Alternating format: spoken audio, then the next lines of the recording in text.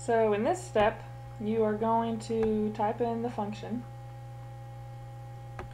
So this is just the example that we were working with earlier. X to the fourth minus 5x cubed minus 5x squared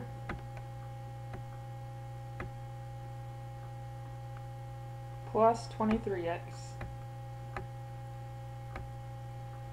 plus 10. Okay, so this is our function. And you just want to check it to make sure that you have everything typed in right, because a lot of times when people miss this question, it's because they didn't type something right in on the calculator. Now, this step isn't really required for this part, but you want to change your table to ask. And the reason why it's necessary on some problems and not others is because if you have fractional values that you need to find for x, you're going to have to change it to the ask for the independent variable. So to get there, you're just going to press second in window, and this is your table set function, and you just scroll down and you change it to ask. So that's how you want to go to change your table setup.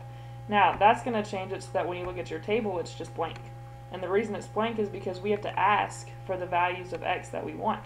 And the values that we wanted were our values of p and q. And one of those was positive 1. And if you remember, I mentioned that we're looking for values that give us 0. So this is not going to be one of our rational roots. Okay? Another one that we were looking for was negative 1. So now we're going to say, okay, well, what is negative 1? And it's negative 12. That's also not going to be one of our rational roots. Another one that we were looking for was 2.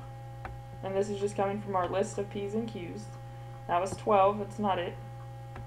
Negative 2. Because we're looking for our positive and negative values. There it is. Okay, that's a 0. You're going to go ahead and write that as your table. This is going to be one of our solutions. This means that there's a root. The graph touches or crosses the x-axis at negative 2. So that's good that we found it. I'm going to go ahead and leave that one there. Now we're looking for 5, because that's the next one. And there's the other one. Okay, I guess we don't know for sure. So I'm going to go ahead and leave this one there because it's 0. I'm going to go ahead and try all of them. Negative 5, that's not 0, that's not what we want. 10,